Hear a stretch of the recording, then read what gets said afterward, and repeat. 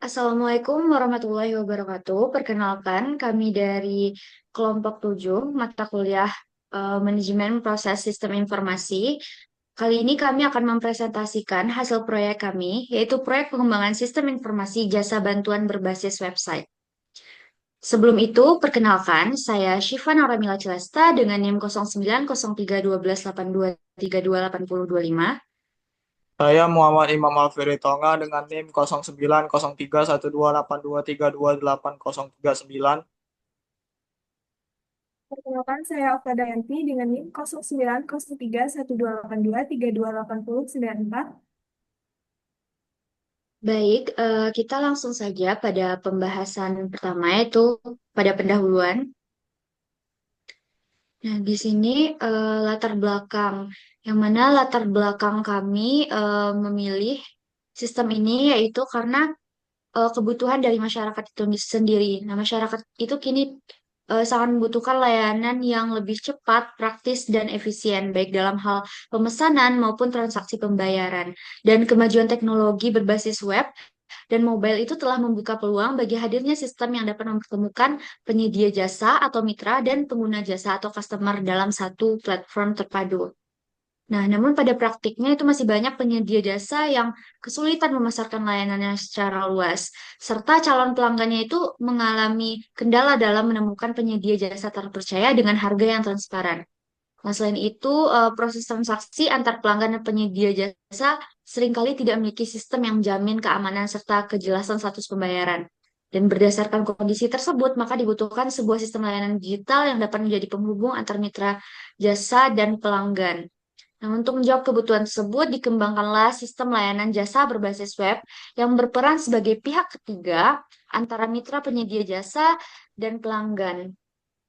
Dan sistem ini memungkinkan pelanggan itu untuk berbagai memilih berbagai jenis layanan seperti jasa antar jemput, jasa kebersihan, dan layanan lain sesuai penawaran mitra jasa. Dan selain itu, sistem ini juga menyediakan dua metode pembayaran, yaitu cashless dan juga cash, agar menyesuaikan dengan preferensi dari pengguna. Nah, selanjutnya adalah identifikasi masalah. Identifikasi masalah di sini adalah pertama itu belum adanya mekanisme pencarian layanan yang terstruktur hingga pelanggan itu kesulitan menyaring penyedia jasa berdasarkan kategori, lokasi, ataupun tingkat kepercayaannya. Kemudian yang kedua yaitu keterbatasan media promosi bagi penyedia jasa mandiri yang menyebabkan jangkauan pemasaran mereka ini tidak optimal dan sulit bersaing tanpa platform digital yang mendukung. Yang ketiga, itu tidak ada sistem pencatatan pemesanan dan transaksi, sehingga proses administrasi itu bergantung pada komunikasi manual yang rawan terjadi kesalahan, ketidaksesuaian informasi, dan ketidakjelasan status layanan.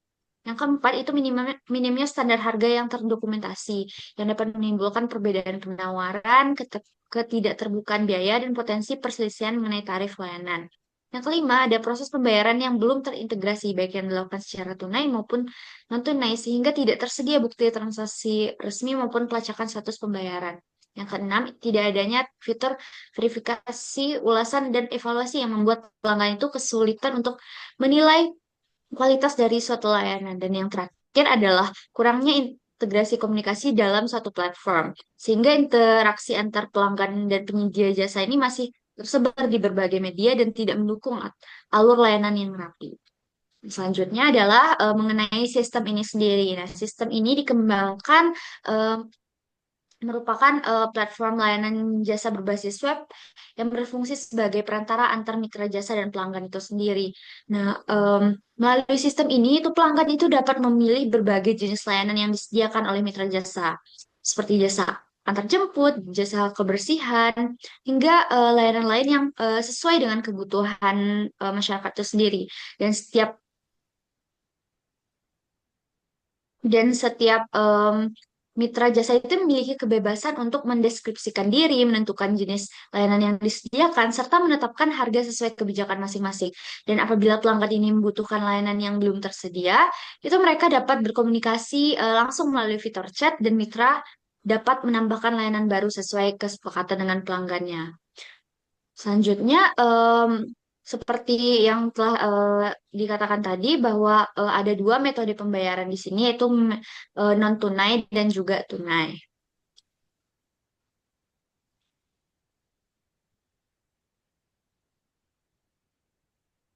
Nah, selanjutnya bagian selanjutnya ini adalah metodologi.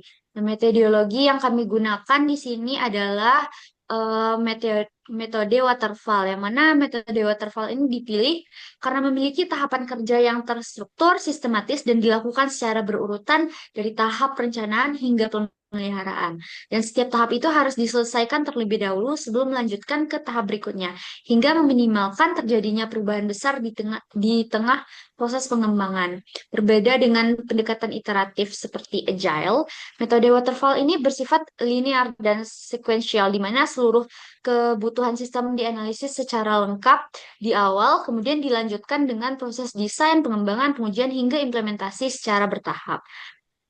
Dan hasil suatu tahap itu menjadi dasar bagi tahapan selanjutnya.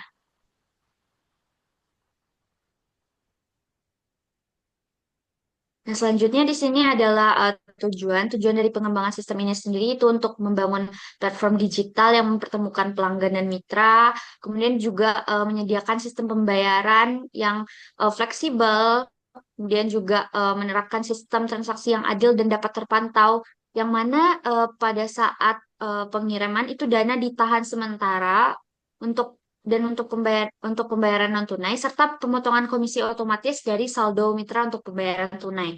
Dan yang keempat itu memberikan kesepakatan bagi masyarakat dari berbagai kalangan untuk menjadi mitra jasa dan memperoleh penghasilan tambahan melalui sistem yang terpercaya ini. Dan kemudian juga mempermudah pelanggan dalam menemukan penyedia jasa yang sesuai dengan kebutuhan dan keinginannya dengan harga yang jelas dan sistem transaksi yang terjamin. Dan yang terakhir itu untuk meningkatkan kepercayaan dan kenyamanan antar pelanggan, mitra jasa, dan pengelola platform melalui sistem verifikasi digital dan pencatatan transaksi yang transparan.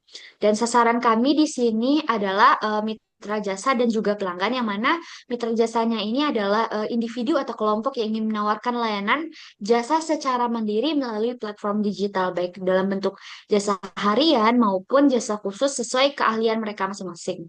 Dan untuk pelanggannya itu sasarannya yaitu adalah masyarakat umum yang membutuhkan layanan praktis dan cepat tanpa harus mencari penyedia jasa secara manual, dengan kemudahan memilih metode pembayaran sesuai kebutuhan. Nah, selanjutnya pada bab 2 itu adalah perancangan sistem yang akan dijelaskan oleh imam. Kepada imam dipersilahkan. Baik, jadi pada bab 2 ini yaitu perancangan sistem. Yang pertama yaitu ada diagram work breakdown struktur atau diagram WBS. Pada tingkat nolnya yaitu merupakan judul proyek, yaitu manajemen proyek sistem informasi jasa bantuan berbasis website. Nah, pada tingkat satu itu ialah tahapan-tahapan dari metode waterfall yang dimulai dari investigasi awal sampai implementasi. Kemudian pada fase satu yaitu investigasi awal bisa di breakdown jadi empat kegiatan. Yang pertama yaitu mengumpulkan data lapangan, kemudian identifikasi prosedur dan proses layanan. Yang ketiga membuat project charter, dan yang keempat yaitu dokumentasi akhir investigasi awal.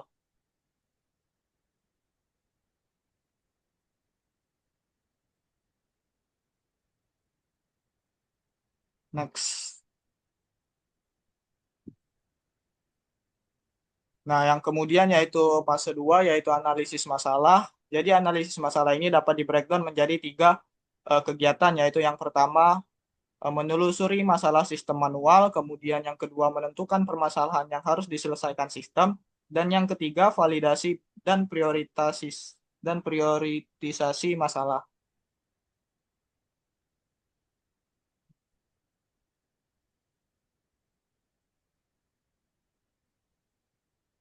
Pada fase ketiga yaitu analisis kebutuhan. Jadi fase 3 ini dapat di breakdown juga menjadi tiga kegiatan. Yang pertama yaitu mengumpulkan data untuk analisis kebutuhan sistem jasa bantu.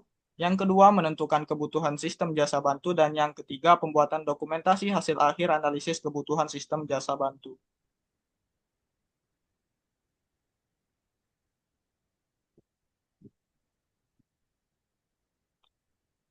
Yang keempat yaitu analisis keputusan yang dipecah atau di breakdown menjadi lima kegiatan. Yang pertama yaitu pengumpulan data untuk keputusan, yang kedua perumusan kandidat sistem, yang ketiga analisis kelayakan sistem, yang keempat penentuan kandidat sistem terpilih, dan yang kelima dokumentasi akhir analisis keputusan.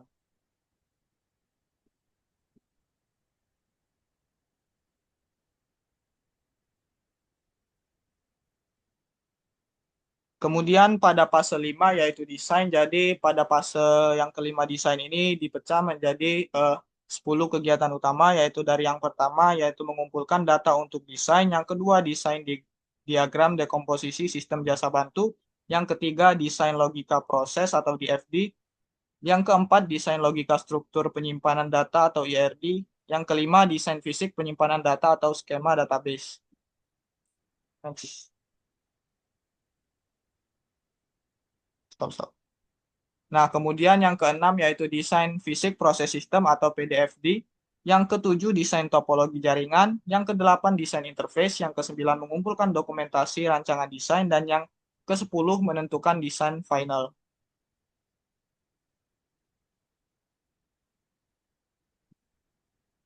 Kemudian pada fase 6 yaitu di breakdown menjadi 7 kegiatan. Yang pertama yaitu mengumpulkan dokumentasi final design untuk konstruksi, kemudian pengembangan UI, yang ketiga pengembangan database system, yang keempat membuat kode proses sistem atau back-end dan API, yang kelima integrasi sistem, yang keenam uji coba sistem, dan yang terakhir yang ketujuh dokumentasi konstruksi.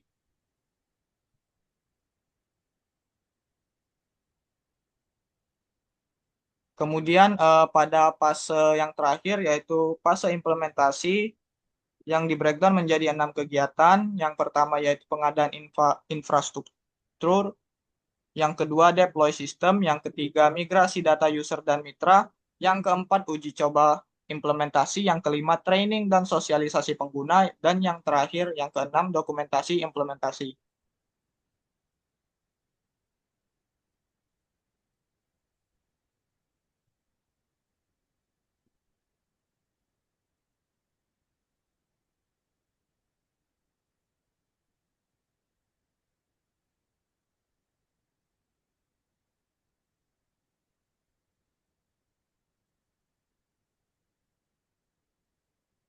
Nah, kemudian eh, setelah dari WBS itu kami membuat bagan balok yang merupakan penjadwalan dari proyek kami, yang dimana pada hari ke-0 sampai hari ke-34 yaitu dilaksanakannya investigasi awal.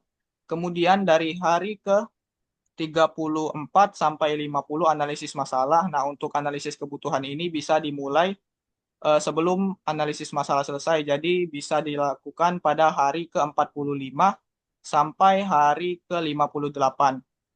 Untuk analisis keputusan harus menunggu analisis kebutuhan selesai terlebih dahulu, yaitu yang dimulai pada hari ke-58 sampai hari ke-74.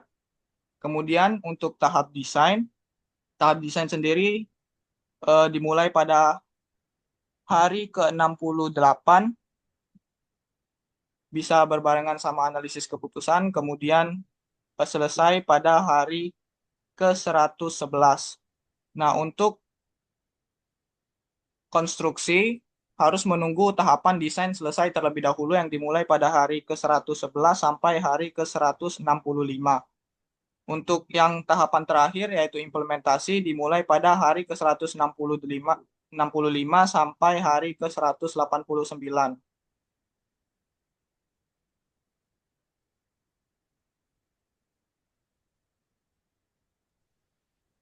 Baik, terima kasih kepada Imam. Selanjutnya akan dijelaskan oleh Okta. Kepada Okta dipersilakan. Baik, di sini saya akan menjelaskan tentang analisis jaringan kerja atau network analysis. Bisa dilihat di sini kami sudah membuat network analysis dengan jumlah 41 kegiatan. Dan bisa dilihat di sini untuk di bagian atas ini adalah earliest event time atau waktu tercepat dalam mengerjakan setiap kegiatan, dan di bagian ini terlambat untuk selesai suatu kegiatannya. Nah, di sini kami juga sudah menentukan untuk jalur kritisnya. Jalur kritis ini diperoleh dari selisih antara waktu terlambat dengan waktu tercepat. Dan kami memperoleh di sini untuk jalur kritisnya itu selama 189 hari. Yang artinya proyek ini eh, proyek ini minimal selesai dalam waktu 189 hari. Jadi ada eh, jika ada kegiatan yang masuk ke jalur kritis itu terlambat, maka dia bisa berdampak ke kegiatan yang lainnya. Selanjutnya masuk ke bagian organisasi dan tata kerja atau OTK. Di sini untuk bagian awal itu yaitu project manager, yang mana dia menjadi eh, pemimpin yang memimpin jalannya kegiatan. Kemudian di bagian bawah itu dipimpin setiap manajer di setiap bagian. Yang pertama ada manajer investigasi awal dan di sini terdapat staf dan tenaga ahli. Kemudian yang kedua, manajer analisis masalah. Kemudian yang ketiga ada manajer analisis kebutuhan. Kemudian yang keempat ada manajer analisis keputusan. Yang kelima ada manajer desain sistem. Yang keenam ada manajer konstruksi sistem. Dan yang terakhir itu ada manajer implementasi sistem. Masing-masing ini dibagi menjadi staf dan tenaga tenaga ahli. Kemudian lanjut untuk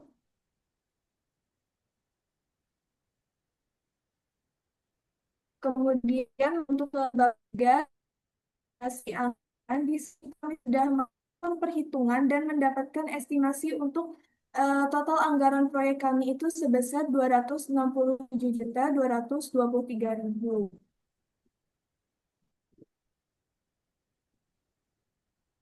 Kemudian lanjut untuk ke bagian komponen biaya, kami memisahkan menjadi tiga komponen biaya. Yang pertama itu ada biaya pengadaan, yang kedua ada biaya persiapan operasi, dan yang ketiga itu ada biaya proyek. Kemudian untuk di rincian biaya, di sini kami membuat rincian biaya untuk biaya pengadaan. Di sini terdapat dua tas, dan juga di sini kami sudah mencantumkan link sumber data harganya. Kemudian lanjut untuk uraian biaya. Di sini terdapat uraian biaya dari tahun ke-0 hingga tahun ketiga. Di tahun ke-0 ini adalah biaya proyek yang dikeluarkan. Kemudian untuk biaya operasi dan perawatan, keuntungan berwujud dan keuntungan tidak berwujud ini baru didapatkan ketika sudah berjalan di tahun ke-1 hingga tahun ketiga, hingga tahun ke seterusnya. Kemudian di sini kami sudah melakukan analisis payback period atau PBP. Setelah dilakukan perhitungan, di sini sisa biaya sistem kami itu akan habis dalam perjalanan tahun ketiga. Dengan rincian biaya itu secara detailnya di 2,1 tahun, yang mana diartikan bahwa sistem ini akan mencapai break-even point di waktu 2,1 tahun. Berarti pada tahun ketiga itu perusahaan mulai dapat mengambil keuntungan dari sistem tersebut. Kemudian yang kedua itu kami melakukan analisis return of investment. Di sini kami sudah melakukan perhitungannya dan didapat bahwa sistem kami memberikan keuntungan di tahun ketiga itu sebesar 42,19% dari biaya pengembangan.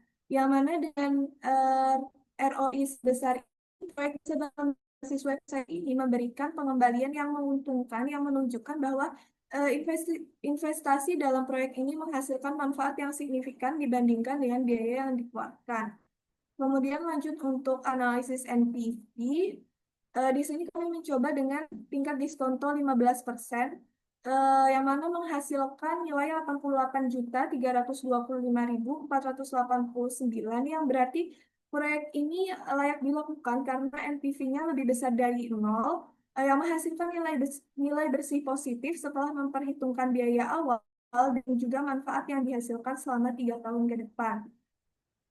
Lanjut untuk perhitungan analisis internal rate of return. Di tahap pertama ini kami melakukan dengan tingkat diskonto 15%, menghasilkan NPV 88.325.489. Kemudian di percobaan kedua kami menggunakan tingkat diskonto 25%, yang mana untuk hasil perhitungannya itu didapatkan 28.669.110, Nah, tapi karena di sini NPV-nya masih lebih besar daripada nol, jadi kami mencoba untuk tingkat bunga yang lebih tinggi lagi, yaitu 35%, dan didapatkan minus 16.476.974.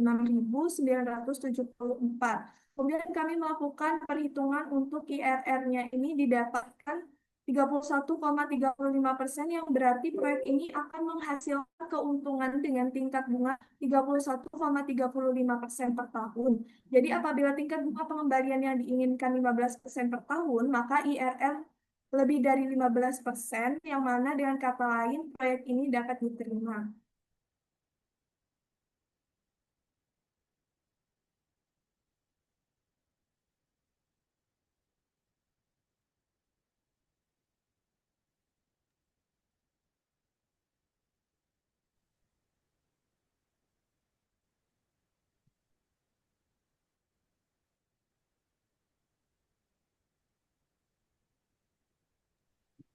Eh, Berikut untuk tampilan halaman dari website yang telah kami rancang menggunakan Udo. Jadi pada navbarnya terdapat beranda, layanan tentang kami, dan pendaftaran mitra.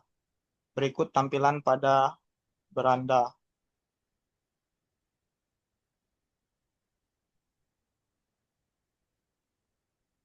Kemudian eh, tampilan untuk pelayanan.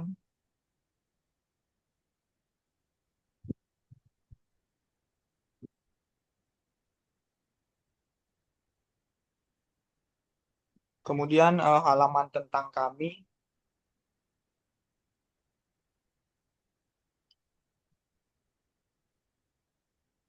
Kemudian halaman untuk pendaftaran mitra.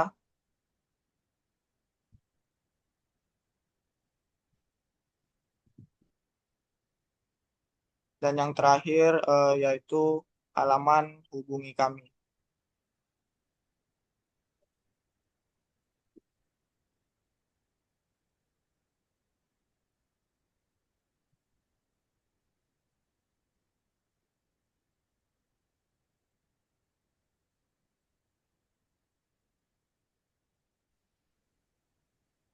Baik, terima kasih kepada Imam dan Okta. Em, jadi kesimpulan dari proyek kami itu berdasarkan seluruh proses itu mulai dari identifikasi masalah sampai hingga analisis anggaran itu dapat disimpulkan bahwa pengembangan sistem informasi layanan berbasis website ini telah memenuhi tujuan utama eh, dan juga penelitian ini dimulai dengan pemahaman mengenai kebutuhan masyarakat terhadap layanan jasa yang lebih praktis dan dirancang untuk mengatasi isu-isu melalui penyediaan fitur pencarian layanan sampai dengan metode yang digunakan adalah waterfall. Dan secara keseluruhan, sistem informasi ini mampu menjawab sebagai kebutuhan pengguna melalui perancangan yang matang, alur kerja yang terstruktur, fitur yang relevan, serta perhitungan anggaran yang menunjukkan kelayakan proyek. Dengan demikian, platform ini tidak hanya bermanfaat bagi pelanggan dan mitra jasa, tapi juga memberikan potensi ekonomi dan operasional yang baik bagi pihak pengembang dan pengelola sistem. Mungkin sekian saja presentasi dari kelompok kami. Apabila ada kesalahan, mohon dimaafkan. Wabillahi taufiq wal hidayah. Wassalamualaikum warahmatullahi wabarakatuh.